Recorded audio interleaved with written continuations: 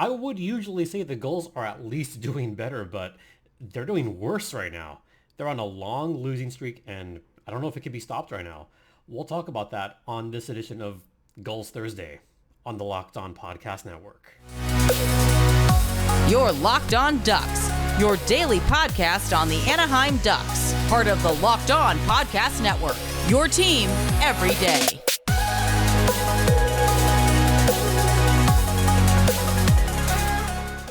Live from New York, it is Gulls Thursday. Welcome everyone. I'm your host, Jason JD Hernandez. Been covering hockey for over a decade. Currently contributing part-time to Defend the Nest, which is covering the San Diego Gulls right now. And maybe more soon. We'll see. Anyway. Okay. This is a bad losing streak, but before we get to that, I want to remind you that this podcast is brought to you by BetOnline. BetOnline has you covered this season with more props, odds, and lines than ever before.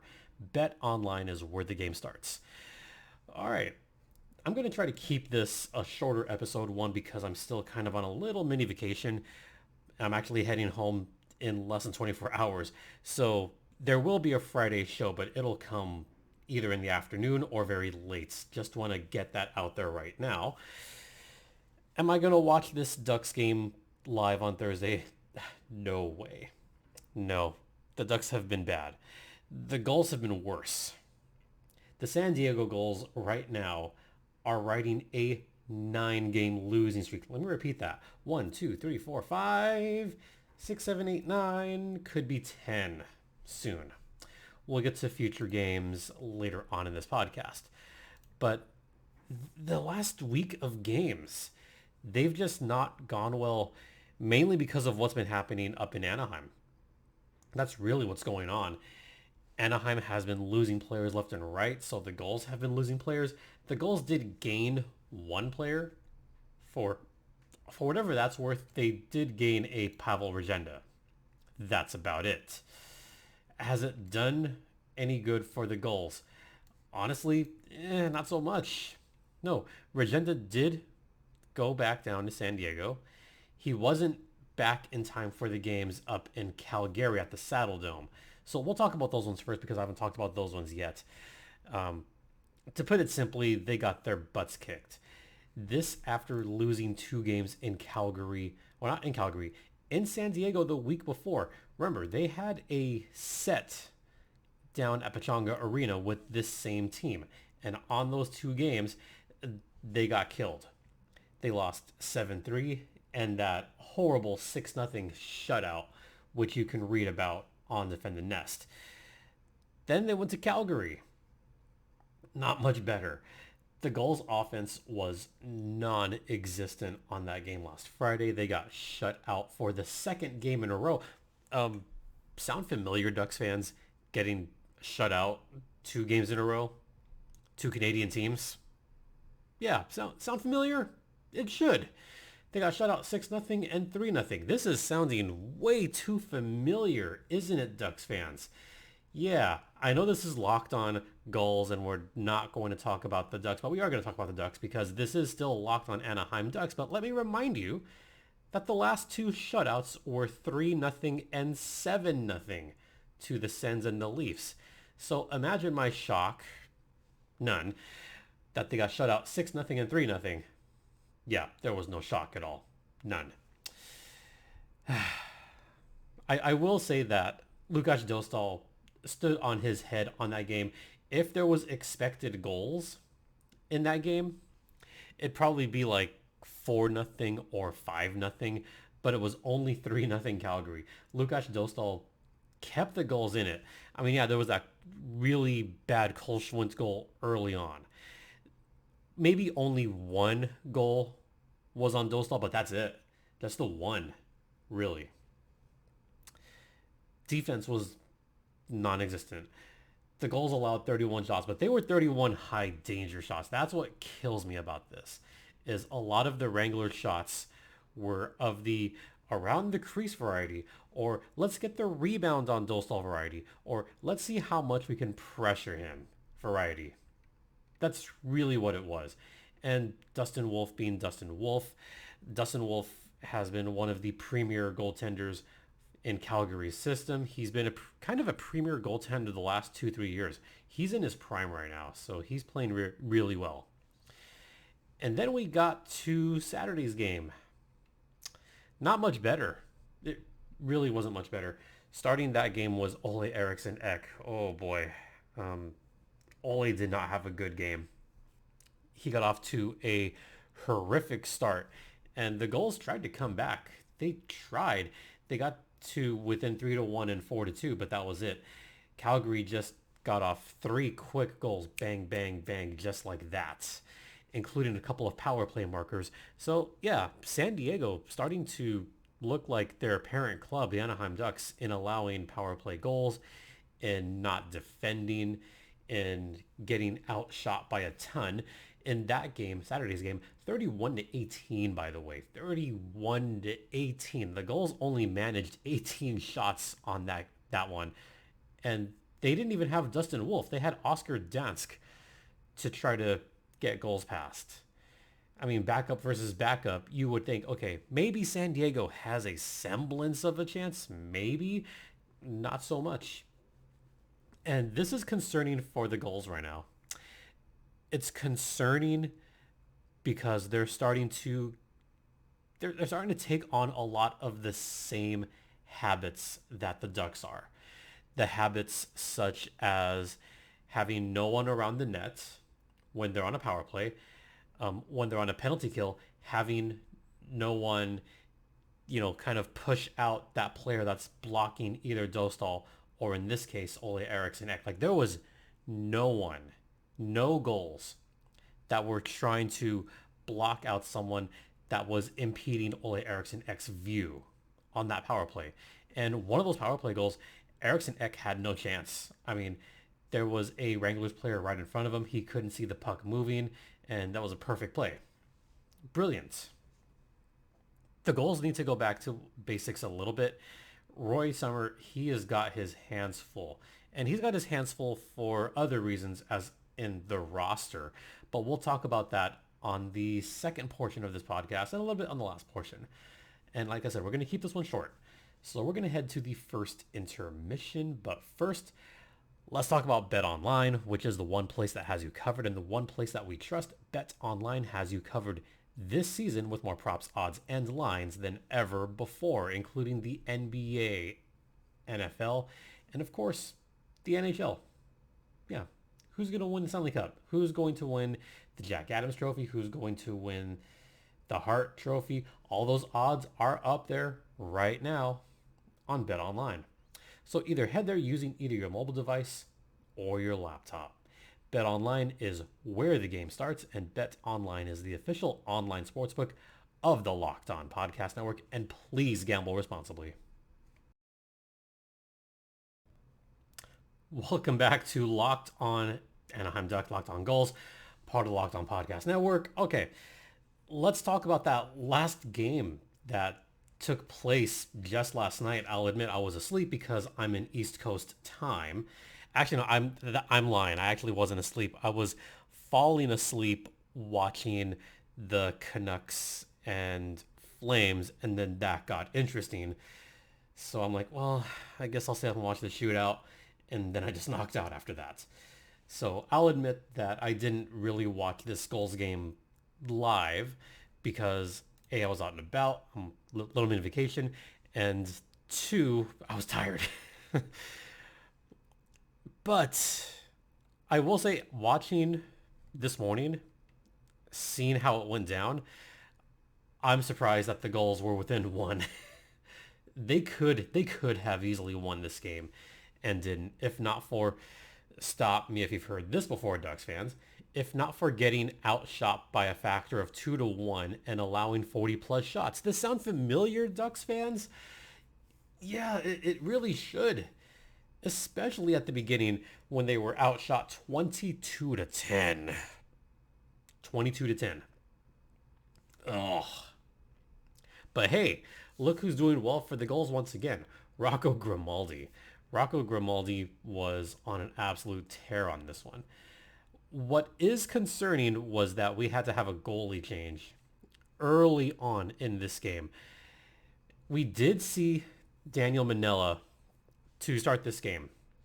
Now, a little bit about Manella, and this is thanks to Sarah Avampado, friend of the podcast.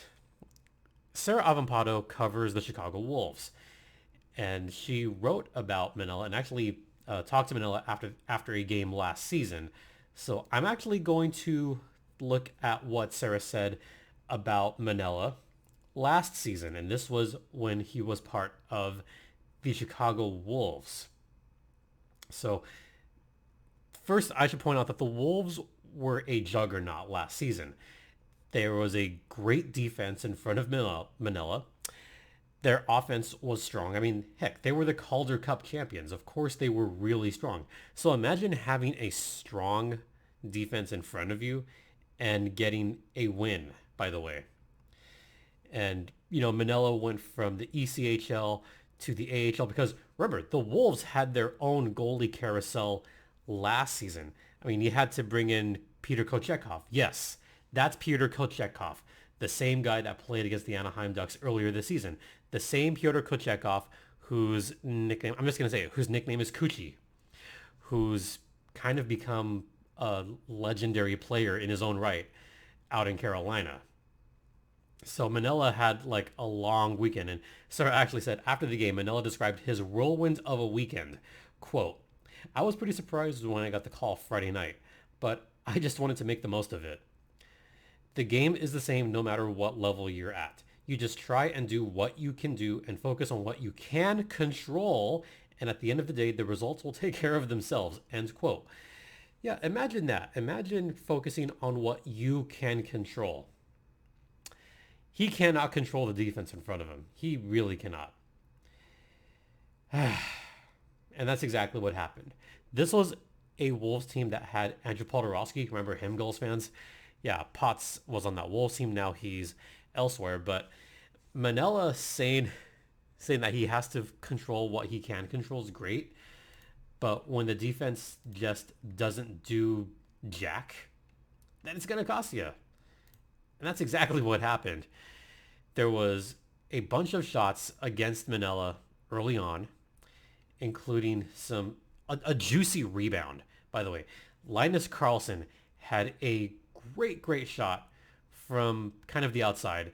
Juicy rebound. That one went over to Archdeep Baines for the put-away goal. This was shortly after Rocco Grimaldi had scored, after Lane Peterson had scored. So already it's 2-1 just 3 minutes in. And then, again, on terrible defense, Lane Peterson got a goal, his second one. And that already made it 3-1 just 4.5 minutes in. And Roy Summer decides, no, he's not having it. So Manila gets pulled after allowing 3 goals on 7 shots. 7 shots early in this game. There was no defense, and they were high danger chances too. That was not Manila's fault. So in comes Garrett Metcalf, who sees 38 shots and saves 36 of them. Metcalf was supposed to be the backup goalie. Metcalf had played recently for the Lehigh Valley Phantoms, and Rachel Donner got to see a little bit of Garrett Metcalf last season when he was with Lehigh Valley, and said, yeah, he's a guy. He's an ECHL goalie. That's what he is. He did well. I thought he probably played a much better game than I anticipated. He looked solid despite all the stupid shots that the Gulls allowed on this game. They were just completely stupid. What I did like seeing was David Cotton getting off the schneid, scoring a power play goal. What I did not like was Lane Peterson getting a hat trick in the first period. Yeah. Lane Peterson scored his 3rd goal of the game on a power play. Again, the Gulls allowing power play goals and the Ducks allowing power play goals. Shake hands emoji. Lane Peterson got a hat trick in 11.5 minutes. Remember when Nick Delorier got a hat trick in about 12.5 minutes for the Ducks? Lane Peterson beat that, and it was not close. After that, I mean, Evan Winger, who I liked in last week's game against Calgary, I think that Evan Winger is a guy that plays hard, looks for open opportunities, and can drive play. He drives play very well. He finally got rewarded with his first goal of the season. And at the time, that made that 4-3. And I thought, oh, Gulls could come back. They have a chance. Nope, Danila Klimovich scored, making it 5-3. The Gulls did come within one very late, and this was a 6-on-4 chance. The goalies pulled, less than a minute left. Justin Kirkland scored on the power play. So, awesome. Made it 5-4. After that, nothing. Oh, except for a little bit of rough stuff, a little bit of fisticuffs, towards the end. Justin Kirkland got in there, that pest. John Stevens, he got in there. Even Pavel Regenda, he got in there too. I thought Pavel played... Okay. Ducks fans, I'm going to level with you here. On this one, I'm going to try to keep this as honest as possible. Pavel Regenda didn't have that good of a game last night. He didn't. I don't know if it's a lack of, there was just something missing in his game. Something was missing in his game with the Gulls that we saw with the Ducks. And I really cannot put my finger on it. But there is something to be said if a player doesn't get noticed during a game. And he just wasn't, sad to say. All right, we'll talk a little bit more about the Gulls after the second intermission. But first, this PSA from the NHTSA. It can happen so easily. You're out with your friends or coworkers. You're putting back a few drinks. A few becomes too many. It's time to go, and for a moment, you think of calling for a ride. Nah, you're a good driver. You live nearby. You can make it home okay. What are the odds that you get pulled over? And even so, what's the worst that could happen? You lose your license? You lose your job? You total your car? Maybe you kill someone. It only takes 1 minute. It only takes one mistake to change your life or someone else's forever. So play it safe and plan ahead to get a ride. Drive sober or get pulled over. Gulls, which is under the umbrella of Locked on Anaheim Ducks, which is under the umbrella of Locked on Podcast Network. Hey, look what I can do. Ooh, change color. Can you see that? Ooh, I like that. Let's do that. Let's have a little bit of fun with the colors, because why not? Okay. On video, it's going to look really weird, but whatever. I got to have some kind of fun here, I guess. Yeah. Oh, boy. I started talking a little bit about Pavel Regenda not having that good a game. And if he's going to make his way back to Anaheim, he's got to change his game a little bit. Maybe there was something there. Maybe there was a reason that he got sent back down, and maybe we saw it. Maybe we saw exactly why. I'm just saying. You know who was noticeable was Nicholas Brouillard. Brouillard had a good game. He had you ready for this? A 4-assist game. He assisted on all 4 Gulls goals. And he looked spectacular throughout this game. He was really the one that was making great passes, by the way. That was not looking for the home run pass. He was looking for the most effective pass. An aspect of his game that I've always liked, by the way. So Brouillard really showing me something there. And I know I saw this chart from the Calder Farmstead, who does a great job, by the way. And there are those AHL charts. Nicholas Brouillard is the only defenseman that is actually kind of not in the bottom left of those charts. He's been good. He's been solid. Why not bring him up to Anaheim? He looks good.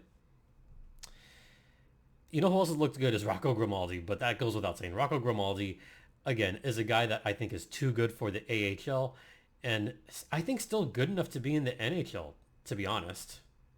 But if I'm the Ducks, give those guys some regular time. Give Virginia some regular time. Give Perot some regular time. Give Brouillard regular time. Like, give those guys regular time. Although they've lost 9 in a row, still give them some time. You know who's not getting time is everyone who's out right now. So now we're at the portion of the podcast where I talk about all the injuries. Josh Lapina's hurt. Brent Skates is hurt. Chase DeLeo's still hurt. Glenn Gaudin is hurt. Axel Anderson is hurt. Josh Healy's hurt. Joel Levy's hurt. And now Braden Tracy, who's sick. Braden Tracy got sick, so he couldn't play. Man, the Gulls could have used Braden Tracy in last night's game. He really could have. So Joel Levy, who was playing before, he's injured again. Tracy's sick. We got a couple of ECHL goalies playing for San Diego, and the reason for that is because of what happened on the last Ducks game. I mentioned this yesterday, but Gibby's hurt. We don't know when he's coming back. So, yeah, it was weird seeing Lukas, Dostal, and Olle Eriksson Ek as your goalies for the Anaheim Ducks. For the Ducks. Let me repeat that. Dostal and Eriksson Ek were your goalies for the Ducks. Those are normally the two goalies in San Diego. So now you got to bring up your ECHL goalies. What is the ECHL doing? Well, they're just using anybody they can at this point. Poor Tulsa. They're having to ride with a couple of guys that have no experience. We'll see how it plays out in the next few days. I know the Ducks do have a game tonight at Montreal. It's likely going to be Dostal and Eriksson Ek again. I should point out that Lukas Dostal has played in the last 2 consecutive Ducks games. He might have to start that game at Montreal. So playing 3 games in a row, and even Lukas Dostal is getting overused in the NHL. Isn't that great? Or maybe the Ducks should just continue tanking and say, nah, you know what, let's start Eriksson Ek. Give him his first NHL shot and see what happens. The Ducks have lost 3 in a row. What's the worst that could happen? The Gulls have lost 9 in a row. What's the worst that could happen? It gets worse, folks. Because the schedule coming up, they've got a game against Coachella Valley. That's Friday. They've got a game against Tucson. That's on Saturday. And then they have a weird schedule Thursday, Friday. So I'm probably not going to have Gulls Thursday on Thursday because the Gulls have a game that day. So I think what I'm going to do is switch around a couple of the days next week. I'm not sure how I'm going to work that out yet. But next week will definitely be some different just stuff altogether because it's A, the week before Christmas. B, I have family coming into town. And also, Sarah and I have our annual tradition that we have, so we'll be doing that again this year. So just wanted to give you that heads up. All right, that's going to do it for Locked On Gulls. Thank you for watching. Thank you for listening. Don't forget this podcast is free and available across all platforms, including Stitcher, Spotify, Odyssey, Apple Podcasts, Google Podcasts, etc. You can follow me on Twitter at StimpyJD. The show's Twitter's at LO_Ducks. You could email me at lockedonanaheimducks@gmail.com. And once again, thank you all for your continued support. It is so greatly appreciated. I'm going to go enjoy the city. Next time you see me, I'll be back home. Hopefully safe. Oh, poor Gulls. Poor Ducks. But really, poor Gulls. For Locked On Gulls, I'm Jason J.D. Hernandez saying have a great rest of the day. Please continue to be safe out there, be kind to one another, and Ducks and Gulls fly together.